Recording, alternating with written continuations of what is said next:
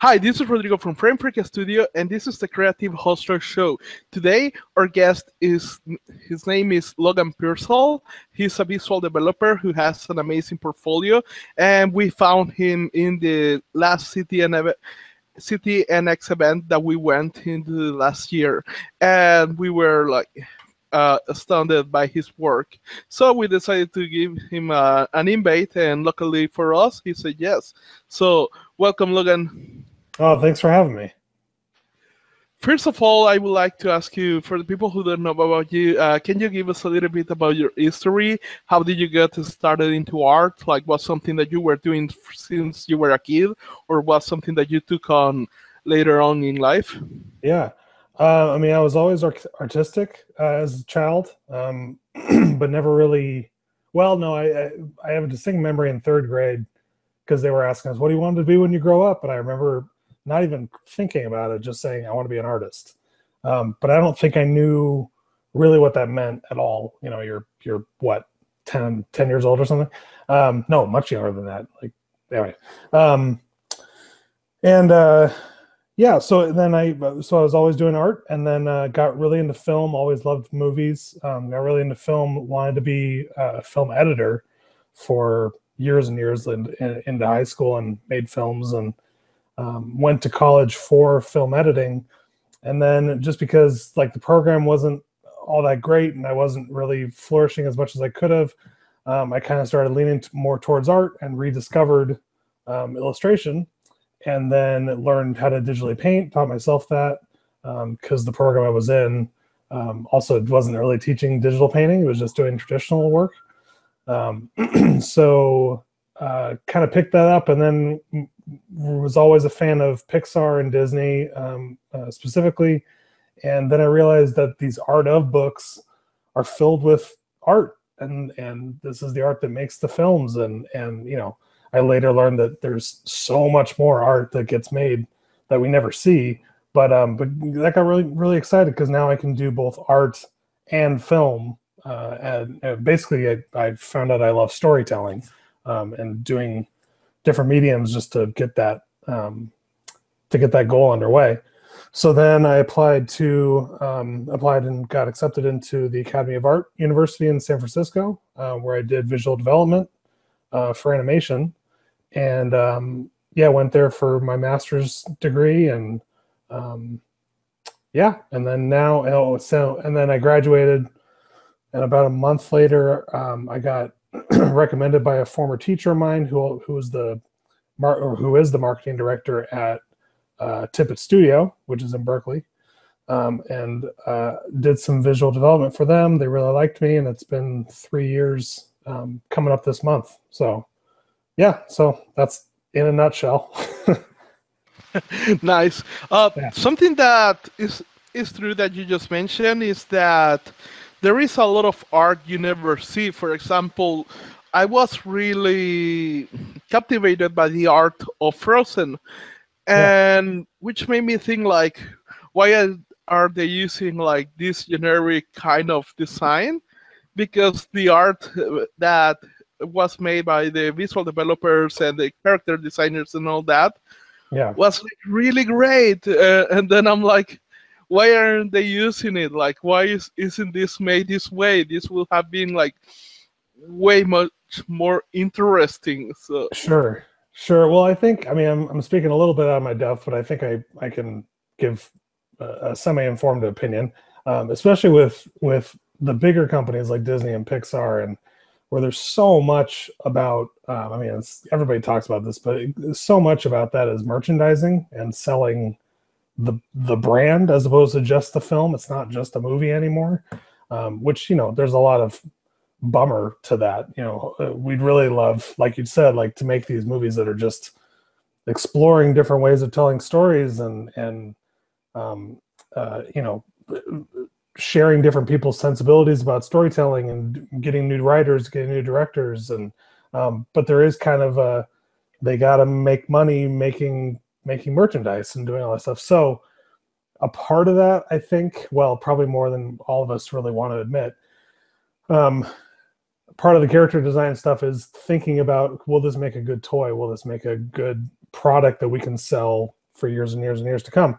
But like you said, like there's some amazing exploration designs in the art of books, and I think that's also just the nature of, like, at the beginning of a film, it's all over the place. They don't know what the story is. They don't know where it's going. They just have a really cool idea and a bone structure, and then they just throw it to artists sometimes to just be like, what could this be? And they throw it out, and whatever sticks, and then they just keep refining it till it's what we see in the theaters.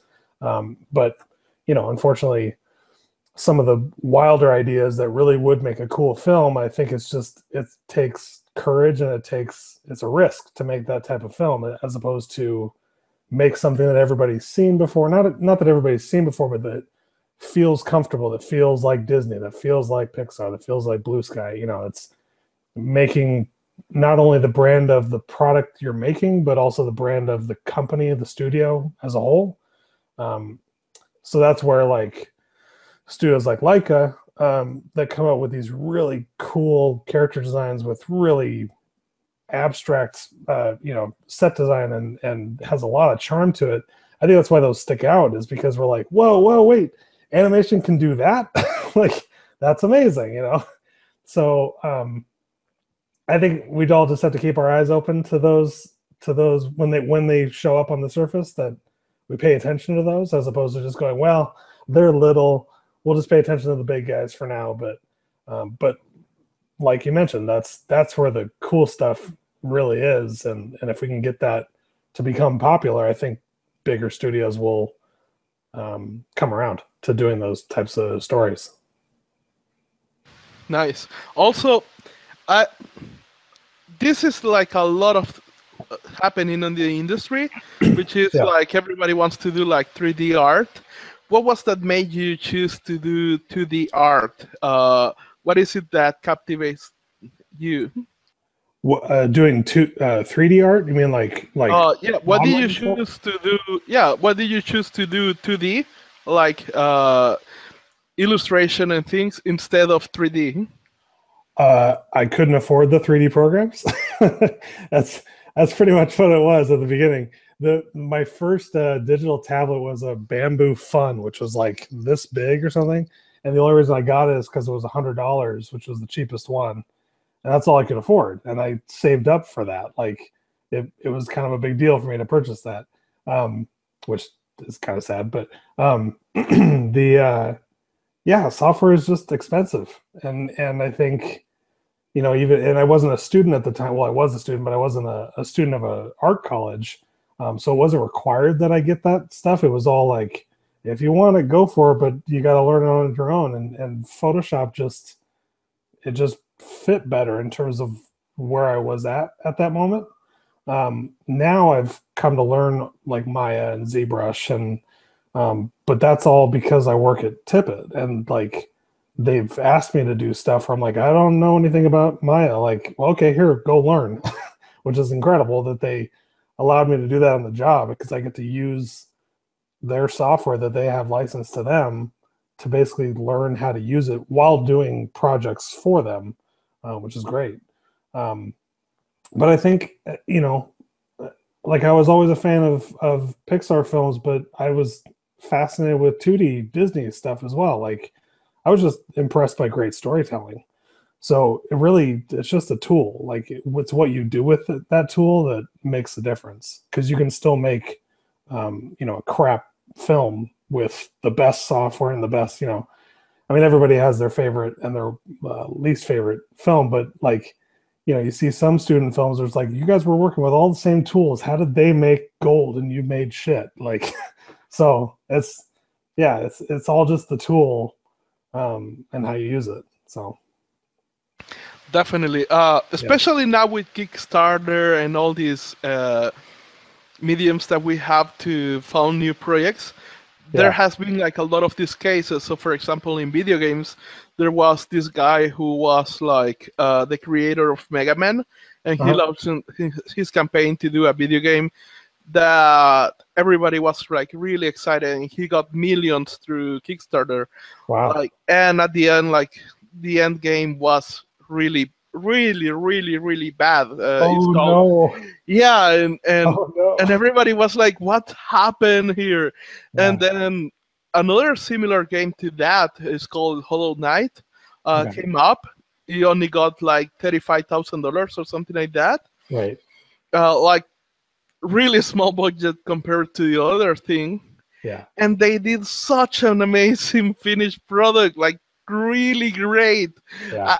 I cannot even understand how they did that with that kind of money, like because it Well, was like really small. And it's like what you say, like yeah. it is the tools and how you use it. Well, but that's I know exactly what happened is that they had passion for, was it an original IP? Like, or was it based Yes. off of something? Yeah, it was original. So it was their baby, and everything was up to them to make it successful. Well, when those stakes are that high for you, you're gonna punch out your best stuff as opposed to working with something that everybody already knows. Well, first of all, you're putting yourself on a infinity pedestal where you're going to fall because people are expecting things now. If no one knows what you're doing, then they have nothing to expect, especially if it's a new company where they don't really know what it is, and which is why I didn't get that much money. It's because like, well, it's a risk. I don't know what it's going to be, and I've never seen you make anything. And but now they're known for this thing, and so now people will jump on board. But like that's why sequels tend to not do as well sometimes unless they knock it out of the park, like a Toy Story 3 or um, like because we're all anticipating it to be something. Like I'm really nervous for Incredibles 2. I keep bringing up Disney Pixar, but like we love the Incredibles. Everybody does. I know a couple of people who don't, but they're weird. So but we're so excited for this sequel. Well, good lord, like Brad Bird and his team have an incredible weight on their shoulders to perform, which I'm sure they will. But because we're all expecting it to be something, and we don't want it to fall short. And especially in the culture that we live in now, where we can't wait for anything, we have to have it now. Kind of, it's really tough. But I think when you got, you have the tools that only you have to bring everything to the table, and you have really no external help, like specifically money. It just makes you work that much harder, I think, especially when it's original content. But yeah, I mean, there's people who make short films that blow feature films right out of the water, and it's because they focus their energy on different things. If it's a huge IP, you're focusing on making money and all that stuff. So like all that attention goes to the money side as opposed to story, which is the whole thing. The whole thing is storytelling. So if you get that wrong, then it doesn't matter what kind of clout your IP had to begin with. It's just going to be a flop. So, yeah. I definitely understand that now. Especially now, I think people are really focusing on history and the quality of it. And I think the proof is that we are starting to see much more projects coming out to life. That if you see like for example, the pilot or the base of how the idea was made. For example, if you see the pilot of Rick and Morty, like the drawings are just awful, and Right. now it's like one of the most amazing series. And in Japan, even in Japan, there is a series called One Punch Man, where if you Yeah. see like the original comic, it was so bad. Like the drawings was so bad. It was like I was doing better stuff when I was in 8th grade. Right. And But yet, but I bet the story was just as strong as it is now. Right. yes, it was So great. the idea was there, and so the reason, I mean, it really, people need to just calm down during the first season of anything because it's the first season. Like, let them figure it out. Let them stretch their legs a little bit, try stuff out. Because like you look at, I don't know, like some of the like Friends, like the first couple seasons are just not Friends. They're weird. Like they hadn't figured out the characters yet. They were just exaggerated in the wrong ways. And then around season 3, same with The Office. Like season 3, it kicks into gear. Like those first couple seasons, they were trying to be something, but it just wasn't working. And so what you're saying, like you look at Family Guy, you look at Rick and Morty, you look at any of those hugely successful animated shows, the beginnings are really rough. And it's because they didn't have the money to back that up, and now they do. So now they can make amazing looking pictures. But the story was always there. Like Family Guy was funny from the first episode, and Rick and Morty was hilarious from the first episode. But so you just have to let the quality of it will come. But yeah, definitely. Also, a tricky question that I like to ask all the people that I interview is that what didn't you expect at all when you became a professional artist that became true and also was really important in the industry? What didn't I expect? Yes. Jeez. Was it also what did I expect that came true and what didn't I expect? I was going to do that question later on. Sorry. It's pretty much like two-part. Like, what did you not expect at all, and then what did you expect that became true and is important in the industry? Yeah. What didn't I expect? I don't know. Well, let me think about that. The thing I did expect, which totally came true, which is universal, is collaboration is everything. Like, especially in in the entertainment industry, unless you're some solo artist that's gonna do their own thing and do every job, which is ridiculous, and you shouldn't do that. But really, it's collaboration is everything. Being a team player, being able to be nice to people and work well with them and take critique and lean on them for support and give support when they need it. And that's huge. And I learned that, and I kind of always felt that. I was lucky enough to be part of teams that really stressed collaboration. So I learned that early on. But then at the Academy, that kept coming up just because, especially in animation, where everything is done from the ground floor, it's critical that you work well with your team, because if you don't, then everything collapses. So I think I saw that coming, but then it just reaffirmed from day one that when people don't work well with each other, it clearly shows, and when it does, it almost gets unnoticed, because if it's really working smoothly, it should be invisible, which is kind of a bummer, because then people only focus on when it doesn't work well. They don't really give when it does its due. Yeah, geez, I can't think of something I didn't expect. Well, especially at a like going into Tipett, they hired me to do basically do color scripting for their storyboards that they were working on for a theme park ride. And so I was just doing VizDev, and then when that kind of dried up and we finished our deadlines and whatever, they said, okay, so what else do you know how to do? and this is a VFX house where they do live action photoreal work. And I remember in school saying, I never want to do photoreal stuff. I'm just not that kind of painter. I was much more abstract, not abstract, but painterly concept designer.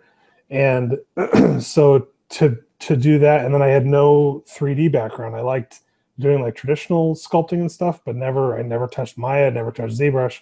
And so I guess what I didn't expect was for them to hand me Maya and ZBrush and say, okay, go through tutorials, ask us any questions you want, and just teach yourself Maya. And here's a biplane to work on. Here's I think I had to make a biplane, a lantern, something else, some flowers, I think, some, and luckily the theme park ride was like this aerial soaring over China kind of ride, where the assets we were creating could basically be game assets, like really low poly, very, very little detail, because they're so small in the frame. So I wasn't obviously given like major characters or anything, but like here's a plant that's going to go by at 100 miles an hour. Like it really doesn't have to be that great. So give it to Logan, you know. So they taught me how to I got on the job training, which was amazing, and I'm so blessed to have the opportunity. So I guess I just didn't anticipate so much learning to still be done, so much fresh learning as opposed to just you know, confirming what I already knew, which happened, but like learning brand new things and getting paid to do it, like that was unheard of in my brain until that moment. Nice. Yeah. Also, a really special topic that you just touched here in this answer was this skill to work well with the team. Yeah. And this is something that has come up with many other people that I have interviewed, especially the ones that are running animation studios and such, which they usually find somebody to work with, which has like a great potential and talent, but then they start working and that person just doesn't integrate with the team and creates problem and dramas, things like that. And many of them end up like choosing a decent talent, which is not like the best talent, but that joins very well in the team, Right. rather than this amazing talent that doesn't integrate very well. How do you how would you advise to go about learning how to work in team and how to integrate socially? Work in teams. that's pretty much the only way to do that is, you know, yeah, you're absolutely right. I hands down wholeheartedly 100% believe that it's better to be a decent artist and an amazing person than be a phenomenal artist who's a dick. Like, no one wants to work with you if, like, it doesn't matter how phenomenal you are. If you're an asshole, no one wants to work with you. And so, and I remember my art director pulling me aside one day I pulled him aside and said, "Why am I still here?" Because I didn't think this was like a year into it or something. For the first full year, every day I was like, this is a joke, right? Like they're gonna pull me aside and say, "Yeah, okay, and you're done." Like, but they never did it. And so I pulled my art director aside. I was like, "Why am I still here? Like, what? Like, I don't know 3D. I'm not good at it, and I'm not doing concept art, which is what I do. So like, why do you guys keep me around?" And he's like, "It's because you're nice and you're good to work with, and you take direction really well, and you follow up and follow through and meet deadlines, and like, art can be taught. Being a nice person is much harder. You can learn how to be a nice person and kind of train yourself, but it's much harder. Art is a skill. Like, you can be artistic and have an eye, but like, you can teach anyone how to draw a straight line. And so that's not what they're worried about. Your portfolio gets you into the door, so you have to be somewhat decent and be able to perform. But like you said, if you're not good at working with people, then that's the whole thing. That's the whole job, is like 80% working with people and 20% actually making pictures. So it's problem solving and being a nice person. I mean, seriously, being nice and is so much more important than having talent. Because you're right. Because there's thousands of artists out there who are phenomenal, and you're like, why aren't they working in the industry? It's like, well, because they don't interview well, or they don't know how to network, or they don't know how to be social in general, or, you know, I've had roommates who were phenomenal artists. I keep saying phenomenal because really they were phenomenal, but they were terrible at being people. they were just not. They didn't get jokes. They didn't know how to talk with people. They didn't know how to. That's my whole day, is talking with people and problem solving and giving ideas and giving support. And so for people who are wondering how to get better at that, just put yourself inside teams. Even do like pairs. You know, like, just work with someone else to make something collaboratively happen. And I think, you know, you'll fall flat on your face, but just be prepared for that. and pick yourself up, back up and do the next project and do the next project and make it a bigger team. And, you know, in a pair, you'll probably be a director, or you'll be a much higher level position. So then get into a group of 20, and now you're a cog inside of a bigger machine. And now then you'll be ready to go to a small studio, which is you're one of 200, and then you'll go to a bigger studio, one of 1,000, and you'll be able to work with that. Because if you want to work at these big companies, but you can't work with your partner in class, like, you're not going to get there. You have to be able to work with people, and they have to want to work with you. So, yeah, there was this guy I met in college, which was really good, like really, really good. But when we started working and he started like getting jobs, every time somebody gave him, like, asked him for a change in the designs that he had made, yeah, he took it like a personal insult, and he was like really angry, right. and he was like put a lot of resistance, like try to ignore the changes, and pretty much like very soon he was fired, and then went to another company, and then got fired again, and then and pretty much went through all the companies in our city and in the country, and got fired out of all of them in just 1 year. Yeah. And at the end, like, he just had such bad reputation that even though he was good, like, nobody wanted to hire him. Right. Wow. Yeah. No, I was just about to say something.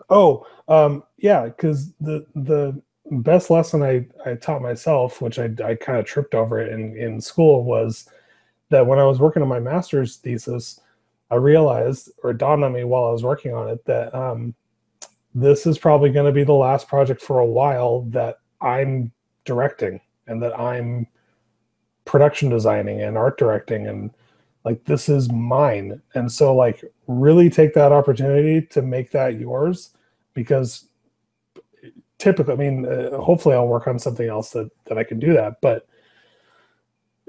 it's so much easier if you come to realize early on that this is not about you, and this is not your project. This is someone else's project, and you're working for them. And so it's your job to bring as many great ideas to the table. But if you bring 50 ideas and 2 of them make it through, that's a huge win. like you didn't lose that battle because 48 of them went out the window. Like, that's your job, especially as a biz dev artist, where it's like you said, like, all those art of books are filled with amazing ideas that look nothing like the end of the film. But that's the process, is really you're tailoring it to one person who's the director. And so, especially with Tipett, where a place like Disney or Pixar, everything's inside that studio. The director is in the house. With a place like Tipett, we're working with clients who are not in the studio. We're a client of theirs, and we're doing work for them, but we're not the only studio working on the film. And so we're working with other producers and VFX supervisors who are then talking to the director, and then we'll Skype with I don't, but our producers will Skype with the director and get feedback on a weekly basis or something. And so we'll basically create as much as we can, trying to get as close as we can to what we think the director wants. And then we find out that they don't like any of it. And so we have to go, oh no, like, we have to completely change everything and go back, and next week we'll bring in something else. And then finally they'll say, yes, that's good, go. And we'll keep going. But if you make it personal, like, you're going to get your feelings hurt a lot, because that's the name of the game. It's not your baby. It's someone else's, and it's your job to bring that to them. And in that, you can put in your own little flavors. So, like, I can't think of anything specific, but like, I helped design one of the characters for this film where the direction was it's like a sidekick, and he's made out of plants. And so it's like, well, that could be anything. It's like, well, it's a flower with a like, the lips are going to be leaves and all that stuff. So, like, I just started throwing ideas out that I thought were funny and cool. And then we must have gone through like 25 designs, and the director went with the first thing, which was in the animatic, which was like the simplest of all the designs. Well, I can't take that personally. I think all of my designs are better than what they chose, but that's just me. But like you gotta just roll with it, because like I said, it's not yours. So yeah, so your friend who gets angry and emotional and can't take anybody seriously who gives him any kind of critique, it's like he's not gonna make it. Like that's just, I don't care how good he is, but if he can't hear a critique, then he's in for a really, really bad time. So Yeah, definitely. yeah. Also, you mentioned something that was very funny. That it was the moment where you put the director and was like, "Why am I still here?" Oh yeah. Which made me think that you have dealt a lot with self-doubt in the past as well, Oh and and I've done that the same. Like for me, it was like this tiny voice where it says like, "Yeah, do it. Like this is good enough," and then there is this huge voice telling me that whatever I'm doing sucks. yeah. And at the end for me was like kind of realizing that doesn't matter how much I read and learn and things like that. At the end, if I keep choosing listening to this other voice, Right. uh, I wasn't going to do anything. And Right. it became like every time it's like a very conscious, that takes a lot of energy kind of decision to Right. not listen to that voice and listen to this smaller voice. So that was the fix for me. But and still working on that. But how did you deal with self-doubt? I wish I had an answer for you, because I struggle with that on a minute by minute basis. There's probably a good couple hours every day where I'm like, okay, I got something, and then we're back to self-loathing. Like it's not good. Like I should probably be on something, which I'm not. But uh, yeah, no, I wish I had the dedication to listen to that little voice more, and that's something I've struggled with my entire life. Every once in a while, it'll get louder, and I'll be able to do something. And but yeah, that's something I still very much struggle with currently. Is telling myself that I'm worthy of where I'm at, and that I'm worthy of what I want and where I want to be. Um, and then the next step, which is chasing it and actually doing it, which I still haven't figured out. So I wish I had an answer, but I'm no help on that front, because I am full throttle in belittle mode. So yeah. The reason why I asked that question is because in our team we have a couple of artists who are like really great, who are amazing, but Yeah. they have this huge voice of self-doubt like all the time, like Yeah. all the like, they I can even go like, holy shit, like this is really amazing, your art is amazing. It's like, no, it sucks. And it's like, we don't have you working with us because your art sucks. Like, Right. Well, that's so funny, because when you emailed me, you said I'm a huge fan of your work and I'd love to interview you. And my response, you remember what my response was? It was, I'm surprised anyone knows who I am, let alone wants to interview me. Like that, it like literally it doesn't compute in my brain that anyone would actually like my stuff. Like that sounds really self-deprecating, but it's absolutely true that like I have so many aspirations to make cool stuff and to get my voice out there, but I have no idea how to do that. And well, I did that back. I kind of know how to get that done, but then that big voice says, "Yeah, but you're not good enough. Like that's for someone else. Like that's someone else's gig." And so like I don't know. I'm more comfortable now at work, but I still have those moments where it's like, why am I still here? Like, why do they still keep me around? And I have to keep reminding myself that if they didn't want me around, it's not like I signed up for a 10-year contract and they're stuck with me for that. Like, they keep just not firing me or letting me go. Firing sounds so aggressive, but they just keep keeping me around. So like I'm doing something right. So I have to keep telling myself that like the when you're not failing, like stop waiting for yourself to fail.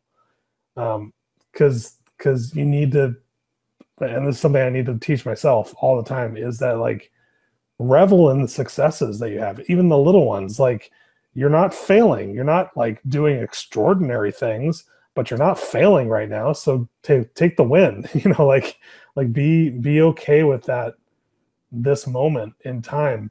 And then if you keep feeling that, that'll help the transition into greater things, hopefully. You know, well, Last City NX was like our first time there, so it was like really overwhelming, and Yeah. we just That was your first time? yes. Wow. So it was really overwhelming, and pretty much at the end, like we had this idea of going to all the expos and all the speaking events and doing all this stuff, and at the end it was like, oh, we are lost. Like for the first 2 days, we were completely lost, and the third day, that's like a lofty goal. That's a very, very an exotic goal, if you will. Yeah. Yeah, and at the end, like at the third day, which was the last, so it was like, okay, now we got the hang of it. Yeah. So we just started taking notes, and one of the notes was like to check out the work that you did, and then I went to your website and find all this work, especially the toner. Like I see all your portfolio, but the art that you did for the toner was like wow, this is amazing, and I just keep doing like it was. First of all, was like a big realization for me of how many great artists like yourself were out there that I didn't have any idea that existed, and I'm pretty sure that I was probably a lot of times next to somebody really important, and I didn't have any idea who he was, and was next to me at least 20 times in that event. Yeah. But secondly, and something that I wanted to mention about this self-doubt that you had, in my case, it was so bad that I have pretty much was not something that I really liked, and I realized that I was like at the end of the career, so that the reason why I chose to go into entrepreneurship and business and creating my own thing was because at the point where I read a post about all the fears that people had about starting something, and all the fears that they were listing, like those were my reality. Like, oh well, my fathers already think I'm a failure, my friends already think I'm an idiot. This, like, I'm at the bottom, so I have nothing to lose if I try this. So it was like, there are many people who start like a company, entrepreneurship and art because they want to follow their dreams. My case was like the complete opposite. Was like this is the rock bottom endeavor. Yes, like this. Like I read that post and it's like, oh well, I'm ready there. Like that's my life already. Well, what's so funny? Well, first of all, thank you so much for saying all those very kind things. I don't hear that a lot, so that's great. What's so interesting is that like I've always had parents. I mean, like this sounds, I don't know, whatever. That most people talk about like how their parents, don't support them in their artistic endeavors, and people would always say, no, you're never going to amount to anything. It's like, no, I grew up pretty okay. Like my parents are both artists. They both completely supportive of me being an artist and how always have been. I've been surrounded by people who really support me and stuff. And so that further put me into like a depressed state of like, well, what's wrong with me? Like I have no reason to self-doubt. Like I have all these people encouraging me. It's not like I have external doubt coming my way. It's all internal. So I kind of wish my parents were a little less supportive of stuff, so I had something to like butt up against, But right now it's just like everybody's pushing me to do the right thing, and it's me dragging myself down the hill. And so see, now I forgot what you were talking about.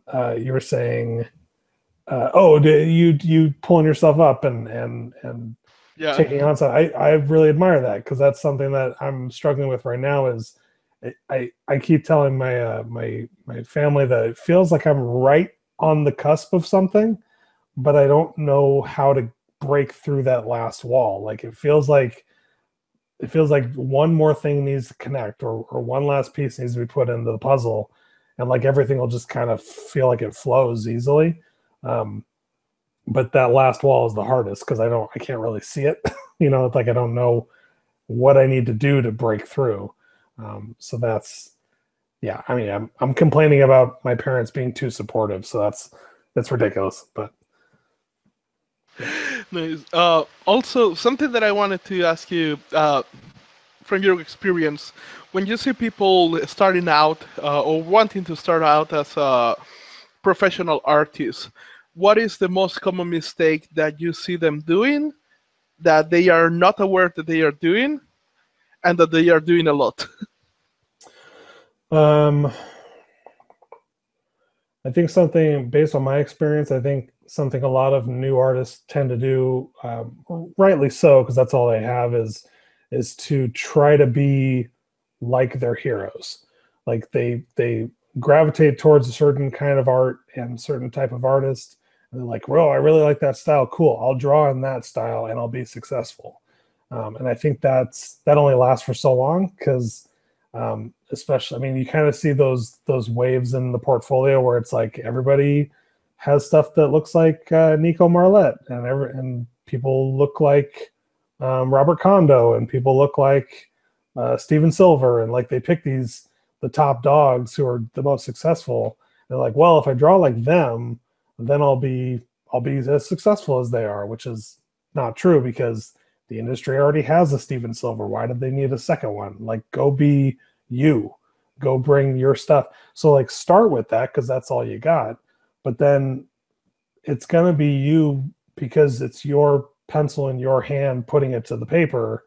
And then try to just let it be organic. Let it morph into something else. Try not to stick too strictly to one style, to one type of story, to one type of discipline, or if you want to branch out, try it, and try new things and try to experiment with and trying to find your own voice, because that's really what's going to make you stand out. Is hopefully the right people are listening. Is when you talk and when you use your voice through your art, people are going to go, "Oh my God, that's unique. That's different. That's fresh. That's worthwhile." So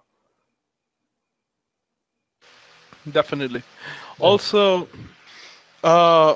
this is a hard question, a really hard question, but I like to ask it because sometimes it brings really interesting answers. Imagine that you wake up tomorrow in a different universe where nobody knows about you, but you have your experience, you have your skills, you have a computer, and you have $500 in your pocket. What will you do to get at this point that you are right now as soon as possible? Well, you just described the reality I'm in right now. So I'm not sure what the question is. No, so $500 in my pocket and I have all my skills, but no one knows who I am? Yes. Oh. And I'm trying to get to where I'm at right now. I'm trying to get to Yeah. working in a VFX company. Well, I already did that. I don't want to do it again. I mean, that sounds terrible. Are you asking that because there are people out there in that position that want to get to where I'm at? So what would I Yes. recommend to them? Yeah. Yeah. Just keep drawing. I mean, that's kind of the cool thing about art, is that there's so many different ways to do it and so many ways to get the job done and get your voice out there. And especially if you have like, access to the internet and you know how to use a computer and stuff, which is basically ubiquitous now. But like, you can get your stuff out there and get people looking at it, and then it's just about putting pen to paper and keep drawing and keep trying to be better, which is something I have to tell myself every single day. And then just keep sharing it, just keep getting critique and getting used to being put down and taking support where it comes and finding the people you trust. And and just letting yourself grow organically and evolve into the artist that you're meant to be. I think it's just keep doing it. You know, if I mean, it's so tough to say this to someone who does not have money and is struggling with that and is really up against it in terms of making a name for themselves, or not even a name, but just making a career for themselves. To just keep doing it, and I think the money will come, and it'll make it easier. And it's not about the money, but the money allows you to be who you are, which is an artist. And so that's part of it. Yeah, I think just keep going. Just keep trying and failing, and know you're going to fail. Like don't be surprised when you fail. Like embrace it and then keep going. Which, you know, it's not going to be just a quick bounce and move along. It might be like a week of depressed nothing. But like, don't kick yourself. Like everyone's going to kick you, and let them do that. Don't kick yourself. Which is, again, is something I need to tell myself and do tell myself every day. So, yeah, just keep going.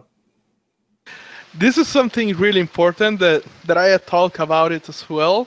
And is that the reason why these interviews started out was because we got a project that we didn't have any idea how to do. And then I went to Kickstarter and started looking out to people who have done similar projects to us. And then I found one and emailed the guy who did it. And he said yes. And then when he said yes to to the interview and to find out how he did the project, and I started looking out who he was. That guy was Fred Seibert.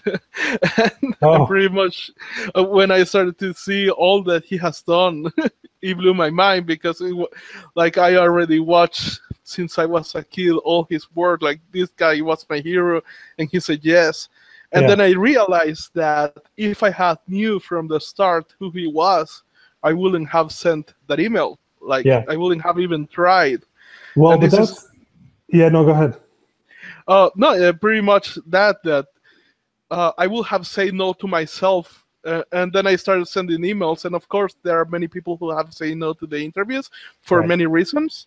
But at the end of times, like especially in the beginning, like I sent 10 emails and one said yes, but that 1% like was everything that we needed. Right. Well, but that I think that's where people get in their own way so quickly, is they put their heroes on these pedestals and they make them not humans. They make them not relatable people. And something I realized early on when I was going to CTM for the first time was these people were in my position 10 years ago. They were young, hungry students who were going to, you know, much smaller conventions, I'm assuming, but going to conventions and looking to their heroes, going, how the hell am I going to get there? And now they're here and they're my hero.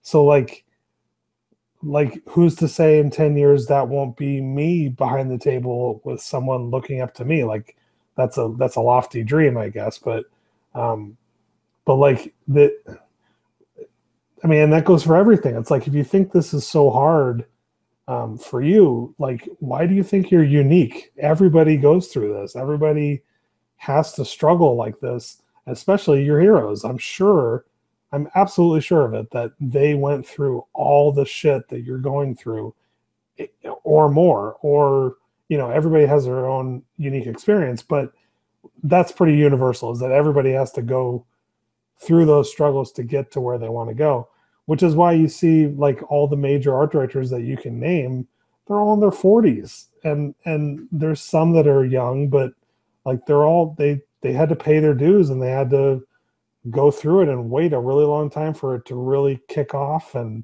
But you got to put in the work during that time. You can't just wait for it to fall into your lap. But yeah, like, so when we went to CTN, my friends and I went to CTN for the first time, I just walked up to tables because I had realized that these are just people. Like, what's the worst thing that they could say? No? Okay, well, you already didn't know them before, so whatever. Like, so for you, it's like you didn't have an interview, and now you still don't have an interview. You've lost nothing. Like, it's only a win game for you. Because if they say yes, like you said, it's like that's all you needed, and you met someone incredible. So it's we just put so much pressure on other people to be these things that are without struggle or without problems or inadequacies, like that, and they'll be the first ones to tell you, like I do by myself, is that like they're everyone's their own worst critic, and yeah, just get over that. You know, like these are just people and they're like you, and they would be more than, they're there to talk to you, they're there to be that for other people because their heroes were there for them and they want to pay it forward. And I absolutely want to pay it forward to, if people like my stuff, and I want to be supportive of that, obviously. But yeah, it's just don't be afraid to reach out to these humans. That's all they are. It's just people. You know, something funny that you just mentioned is the fact that probably our heroes have gone through even more shit than we have. Yeah. Because I mean, it's all different. Like yeah. now we have the internet and social media and all that stuff. So there's a whole new amount of problems that we have to deal with, but it's just different. Like they were trying to make it work with, you know, snail mail, and they literally had to walk their portfolio into the studio, as opposed to right now where we can just upload it on their website. There was no website. Like they had to make it happen. They had to get it done, which, you know, but they were also working within a very different industry than we are. So there was a lot of things that were easier, but yeah, it's give and take. So yeah, because there is this book called Creativity Inc., written by El Kadmul, one of the founders of Pixar. And if you usually read books about entrepreneurship and business, they are like really optimist. Like many of these books are like, yeah, you can do it, and rah kind of stuff. Right. They have good lessons, obviously, but they are usually way too optimistic, and they do not cover much when things go bad. Oh yeah. And there is what most people in the entrepreneurship community knows as the trilogy of hardships, which is 3 books that do cover, like one of is the Only the Paranoid Survive by one of the founders of Intel, and which covers like how to deal with a lot of hardship. Another book is The Hard Thing About Hard Things, which was by one of the people who started Netscape and pretty much went through the financial bubble when the dot-com bubble pretty much popped. And the third book about the hardship trilogy was Creativity Inc. by the guy of Pixar, and I read it, and yeah, like that guy went through a lot.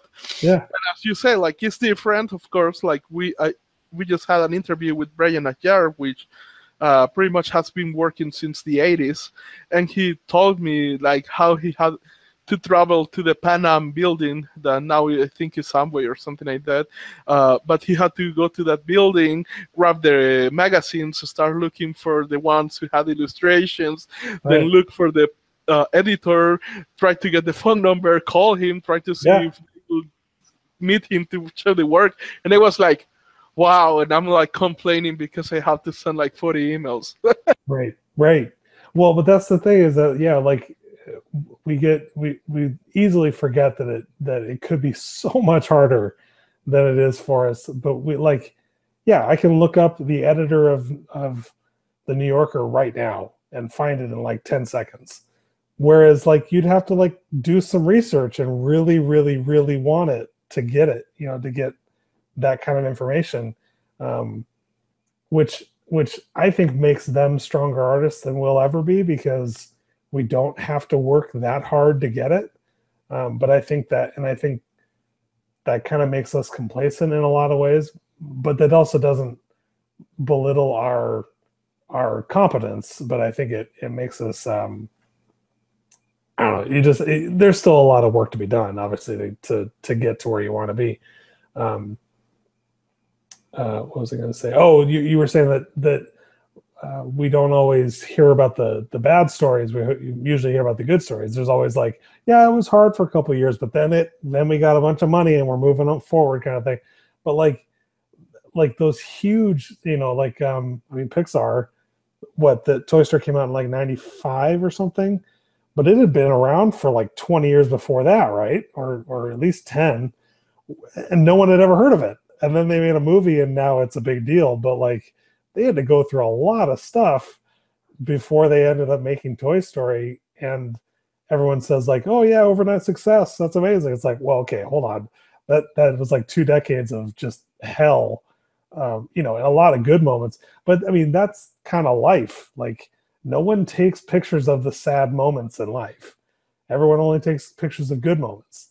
Everyone's smiling. Everyone's, if you're pissed with your girlfriend, you're not going to take a picture. Like, so you forget that moment. You take a picture of when you're happy and when you're the memories you want to keep.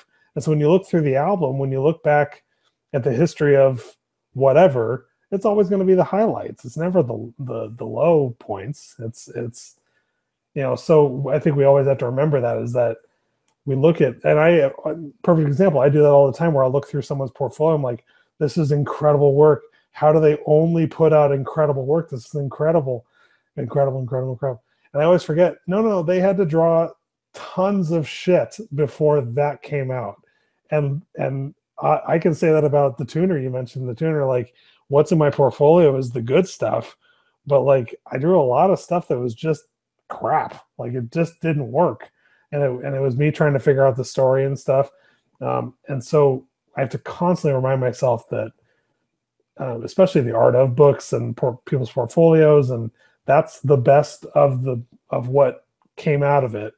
And all the stuff that made the movie is all the stuff we never get to see, which I think is unfortunate. I think companies or studios should really put out books with all just the crappy art, which they'll never do because they're trying to sell books.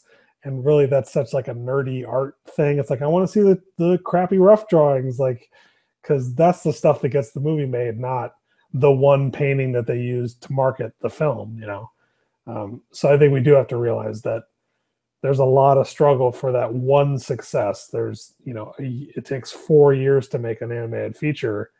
So it takes 4 years to make an hour and a half. Like that's incredible. Like that's a lot of time and a lot of people.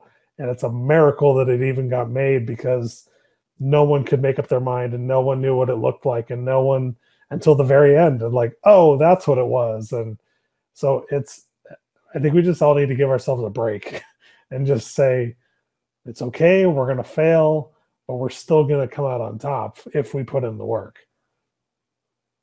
Yeah, it becomes that 1% life, like, yeah, get 99 failures to get that one good one. Absolutely, yeah. Also, is there any advice that you would like to give to people who want to become artists that we haven't talked about into this interview?